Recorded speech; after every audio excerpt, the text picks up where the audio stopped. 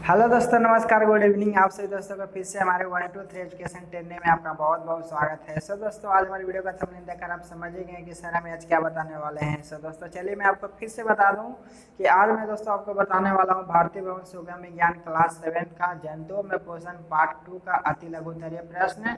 और दोस्तों, इसी वीडियो में आपको लघुत्तरीय प्रश्न भी मिलेंगे। तो दोस्तों, आप लोग इस वीडियो में लास्ट तक के बने रहेंगे और सभी क्वेश्चन का आंसर आप अपने कॉपी में नोट करेंगे। और दोस्तों, इससे पहले मैं आपको बता दूं कि अगर आप हमारे चैनल पर नए हैं तो आप हमारे चैनल को सब्सक्राइब करके ऑल नोटिफिकेशन दबा देंगे, जिससे हमारी सभी वीडियो का अपडेट आपको तुरंत मिल जाएंगे। तो चलिए दोस्तों, मैं आपको क्वेश्चन आंसर की ओर बढ़ता हूं। तो आप लोग ध्यानपूर्वक से हमारी बातों को सुनेंगे, क्वेश्चन का आंसर को लिखेंगे। तो दोस्तों, सबसे पहला नंबर क्वेश्चन है आपका कि अमीबा जो है कौन से प्रचलन अंग की मदद से भोजन ग्रहण करता है। ठीक है, तो आप इसका आंसर लिखेंगे दोस्तों कुटपाद की मदद से। किसके मदद से? तो कुटपाद की मदद से। ठीक है, उसके बाद दोस्तों आपका सेकंड नंबर क्वेश्चन है कि मानव शरीर में पाए जाने वाली पाए जाने वाली सबसे बड़ी ग्रंथि जो है कौन सी है। मानव शरीर में पाए जाने वाली सबसे बड़ी ग्रंथि जो है कौन सी है? तो लिखेंगे यकृत या लीवर, है ना। क्या लिखेंगे? यकृत, जिसको हम लोग लीवर कहते हैं। तो यहाँ पर दोस्तों आपका आंसर हो जाएगा यकृत। उसके बाद हम चलेंगे तीसरे नंबर क्वेश्चन की ओर। बोल रहा है मनुष्य में भोजन अंतर्ग्रहण तथा पाचन के लिए पाए जाने वाले विशेष अंग क्या कहलाते हैं। ठीक है, मनुष्य में जो है भोजन अंतर्ग्रहण तथा पाचन के लिए पाए जाने वाले विशेष अंग का नाम है दोस्तों आहार नल। क्या नाम है उसका? आहार नल। तो यहाँ पर आपका तीसरा का आंसर हो जाएगा आहार नल। उसके बाद दोस्तों हम लोग चलेंगे चौथे नंबर की ओर। चौथा नंबर क्वेश्चन है कि एक वयस्क मानव के मुख में कुल कितने मोलर दांत होते हैं। मोलर दांत की बात हो रहा है तो यहाँ पे मोलर दांत की संख्या 12 होते हैं। कितने होते हैं? 12। आप इसका आंसर लिख लेंगे 12। उसके बाद है दोस्तों आपका 5 नंबर क्वेश्चन कि यकृत का स्राव पित्त जो है कौन सी रचना में कुछ समय के लिए अस्थायी रूप से संचित रहता है। ठीक है, तो यकृत या यकृत का स्राव जो है पित्त, यकृत द्वारा स्रावित पित्त रस जो है पित्ताशय में ही क्या रहता है जी? संचित रहता है। ठीक है, तो लिख देंगे यहाँ पर आपका आंसर हो जाएगा पित्ताशय। ठीक है, उसके बाद दोस्तों आपका छठा नंबर क्वेश्चन है कि छोटी अर्थ का अवशोषण के सतह को बढ़ाने वाली रचना को क्या कहते हैं। तो छोटी अर्थ के अवशोषण की सतह को बढ़ाने वाली रचनाओं को रसांकुर कहते हैं। क्या कहते हैं जी? रसांकुर। उसके बाद दोस्तों आपका 7 नंबर क्वेश्चन है कि गाय के अमाशय में कुल कितने कक्ष होते हैं। तो आपको लिखना है कि गाय के अमाशय में कुल 4 कक्ष होते हैं। कितने कक्ष होते हैं जी? 4। तो यहाँ पर लिख दीजिए 4। उसके बाद आपका 8वां है कि गाय के अमाशय का पहला कक्ष क्या कहलाता है। ठीक है, गाय के अमाशय का पहला कक्ष जो है रूमेन कहलाता है। क्या कहलाता है? रूमेन। तो आपका यहाँ पर आंसर हो गया रूमेन। अब हम चलेंगे 9वां में। आहार नाल के किस भाग में पाचन क्रिया पूर्ण होती है। ठीक है, तो आहार नाल के छोटी आंत में, कहा जी? छोटी आंत में पाचन क्रिया पूर्ण होती है। तो आप इसका आंसर लिखेंगे छोटी आंत।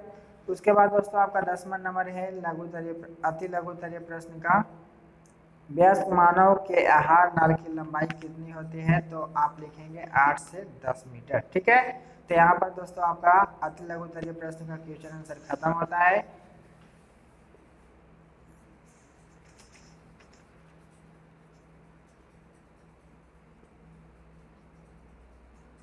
अब दोस्तों आपका लघुतरीय प्रश्न है जो पहला नंबर क्वेश्चन बोल रहा है कि पाचन तंत्र किसे कहते हैं। ठीक है, तो इसका आंसर दोस्तों इस तरीका से लिखेंगे कि वैसा तंत्र जो जीवों के शरीर में, है ना, वैसा तंत्र जो जीवों के शरीर में भोजन को पचाने का कार्य करता है पाचन तंत्र कहलाता है। जैसे आहार नाल हो गया, पाचन ग्रंथियां तथा पाचन क्रिया मिल करके पाचन तंत्र का क्या करती है? निर्माण करती है। ठीक है, उसी को क्या बोलेंगे हम लोग? पाचन तंत्र। तो आप इस तरीका से इसका आंसर लिखेंगे। और दोस्तों आपका दूसरा है कि आहार नाल के विभिन्न भागों के नाम लिखे। ठीक है, जो भी हमारा आहार नाल के विभिन्न भाग का नाम है उसको लिखना है। तो आप इस तरीका से लिखेंगे कि आहार नाल के विभिन्न भाग जो है निम्न है। ठीक है, इस तरीका से लिख करके और आप इसको इस तरीका से लिख लेंगे आहार नाल के विभिन्न भाग। देखिए, मुख्य एवं मुख गुहा, ग्रास नली, या इसको हम लोग क्या बोलते हैं? इसोफेगस भी बोलते हैं। ठीक है, उसके बाद दोस्तों आपका अमाशय हो गया, ग्रहणी हो गया, छोटी यत, बड़े यत, मलाशय एवं गुदा आहार नाल के साथ यकृत, पित्ताशय तथा अग्नाशय भी क्या होते हैं? जुड़े होते हैं। ठीक है जी। उसके बाद दोस्तों आपका हो जाएगा तीसरा नंबर क्वेश्चन का कि हमारे मुख्य गुहा में कितने प्रकार के दांत होते हैं, इनकी संख्या क्या है। ठीक है, हमको ये पूछ रहा है कि हमारे मुख्य गुहा में कितने प्रकार के दांत होते हैं। तो कितने प्रकार के होते हैं जी? 4 प्रकार के। पता है आपको? लिखेंगे हमारे मुख्य में दांत जो है 4 प्रकार के होते हैं, है ना। और उसके बाद बोल रहे हैं उनकी संख्या क्या है, तो सिर्फ संख्या पूछ रहा है, तो लिखेंगे उनकी संख्या जो है कितने होते हैं? 32। कितने होते हैं जी? 32।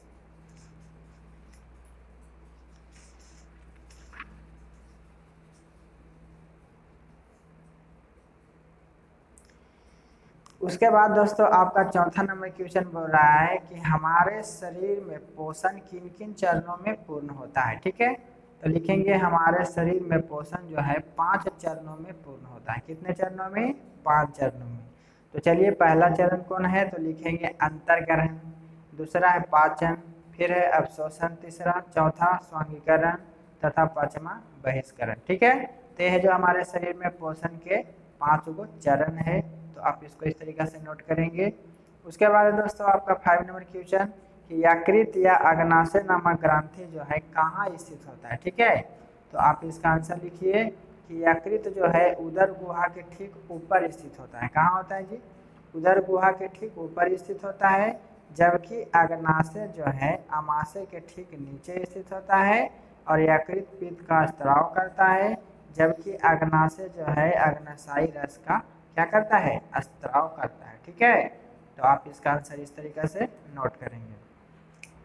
उसके बाद दोस्तों आपका 6 नंबर क्वेश्चन है कि पचे भोजन के अवशोषण से आप क्या समझते हैं और यह क्रिया कहाँ होती है। ठीक है, तो लिखेंगे इस तरीके से इसका आंसर कि छोटी अंत की दीवार जो होती है अपनी गुहा से बचे भोजन को सोख कर इन रक्त कोशिकाओं को रक्त में पहुंचा देती है। ठीक है, और यह क्रिया क्या कहलाता है? हमारा अवशोषण कहलाता है। ठीक है, तो आप इसका आंसर इस तरीके से नोट करेंगे।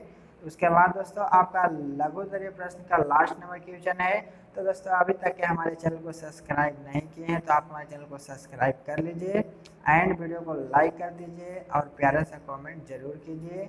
चलिए दोस्तों अब आपका 7वां नंबर क्वेश्चन है कि मानव आहार नाल में सेलुलोज नामक कार्बोहाइड्रेट का पाचन क्यों नहीं होता है जबकि गाय भैंस में होता है। ठीक है, यहाँ पे सवाल उठ रहा है इस तरीके से, तो चलिए इसका जवाब देते हैं कि गाय बैल भैंस आदि में सेलुलोज का पाचन इसलिए होता है क्योंकि रूमेन या प्रथम अमाशय है ना, प्रथम अमाशय को क्या बोलते हैं हम लोग? रूमेन में क्या होता है कि उपस्थित कुछ बैक्टीरिया होती है, उनकी मदद से क्या होता है जी? भोजन अवयव जो है ना, भोजन अवयव क्या होता है कि सेलुलोज का पाचन करता है और मानव के आहार नाल में सेलुलोज को पचाने की मदद करने वाले बैक्टीरिया या इसे पचाने वाले एंजाइम जो क्या होते हैं? नहीं होते हैं, है ना, जिनके कारण क्या होता है जी? हम लोग के यानी कि मानव में आहार नाल में सेलुलोज का पाचन नहीं होता है। ठीक है, तो आप समझ गए कि गाय बैल भैंस यदि जितने भी जानवर है वो सभी में सेलुलोज का पाचन इसलिए होता है क्योंकि वहाँ पर प्रथम कक्ष में जो होता है ना कुछ बैक्टीरिया उनको मदद करते हैं भोजन को सेलुलोज का पाचन करने में। ठीक है, और हमारे जो है मानव में वो सेलुलोज को पचाने की मदद करने वाले बैक्टीरिया नहीं होते हैं। ठीक है, एंजाइम नहीं होते हैं, इसलिए हम लोग में यानी कि मानव में आहार नाल में सेलुलोज का पाचन नहीं होता है ना। तो इस तरीके से आप इसका आंसर लिखेंगे।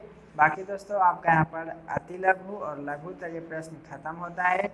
तो दोस्तों यहाँ तक कि हमारी वीडियो कैसी लगी, अगर दोस्तों आपको हमारी वीडियो अच्छी लगी होगी तो आप हमारी वीडियो को लाइक करेंगे एंड चैनल को सब्सक्राइब करके और अपने दोस्तों के पास शेयर भी करेंगे।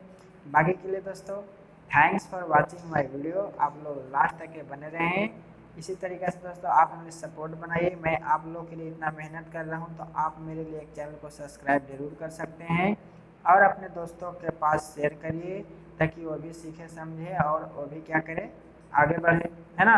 तो इस तरीके से मैंने आपको बता दिया। बाकी दोस्तों अगले वीडियो में मिलेंगे और आप अगले वीडियो का इंतज़ार करेंगे। आपको टाइम पता है कि मैं कितने बजे वीडियो अपलोड करता हूँ, सुबह यानी मॉर्निंग भी 7:30 और इवनिंग भी 7:30, तो आप उस टाइम में एक्टिव हो जाएंगे, वीडियो अपलोड हो जाएगी उस समय। तो दोस्तों चलते हैं, बाकी के लिए अगले वीडियो में मिलेंगे। Best of luck, so thank you all the best. जय हिंद, जय भारत।